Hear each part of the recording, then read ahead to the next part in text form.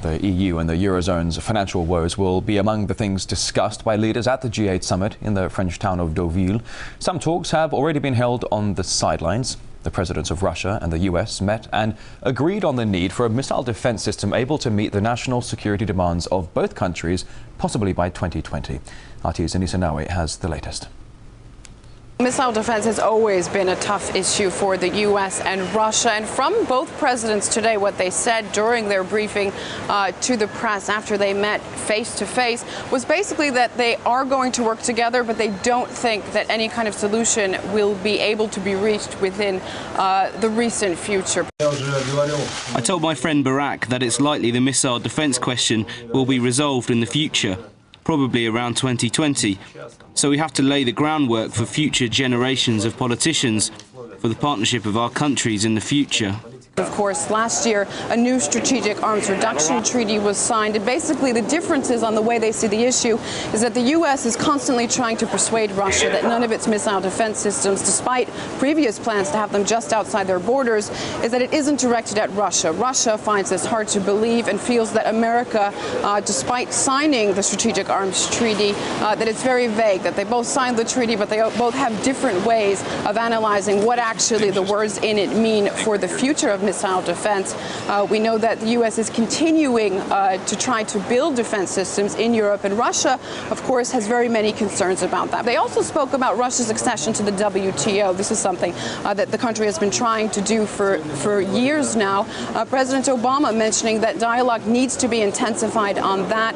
And of course, the situation in Libya was brought up. But the two presidents on that, it has to be said, were quite vague, at least when speaking to the press. They did mention that with each other, they were very frank, and basically they exchanged opinions. It's no secret, of course, that Russia and the West have very different approaches to how to deal with the situation in North Africa. Well, one of the statements that most stood out to me was about the European economy and about the euro. It came from Herman Van Rompuy, who is, of course, the president of the European Council. And it's probably the strongest statement we've heard about the euro in a long time. I just want to quote him saying, "We will not let the euro fail."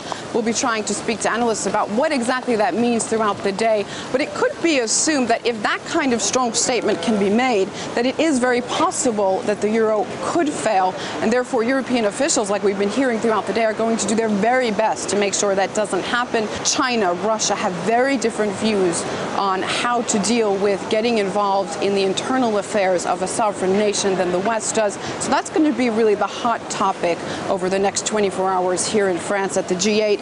And speaking of France, of course, the host this year, the theme, New World, New Ideas, and that is especially the case when it comes to France and its stance on global politics. The G8 has gone full circle. The last time the summit was held in France 8 years ago, the agenda looked almost the same. War, the economy, and somewhere in the middle, aid to Africa. On the table then, Iraq and boosting the euro. Now it's Libya and saving the euro.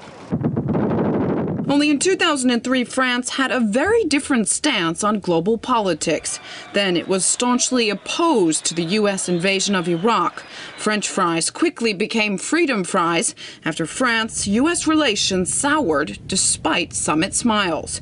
But with a new French president came a new friend.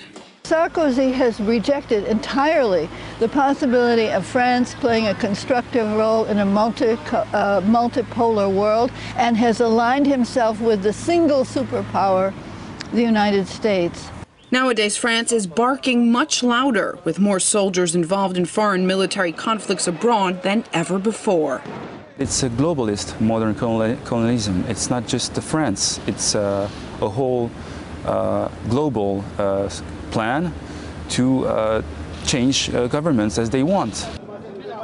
France played a central role in Ivory Coast's bloody presidential stalemate and is considered the unspoken leader of the intervention in Libya this spring. Sarkozy wanted us to participate and to be one of the first